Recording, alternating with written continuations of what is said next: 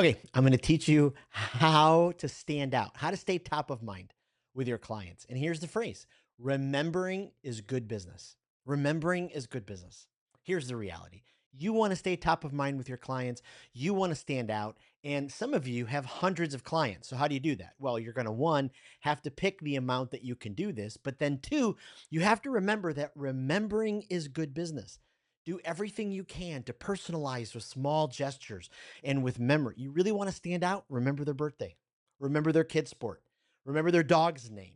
I mean, this is how powerful it is, because what happens is your clients feel uniquely known, and it creates these ripple effects. So when you show up in their memory, they're going to remember, "Oh my goodness, he remembers my dog's birthday," or whatever it is.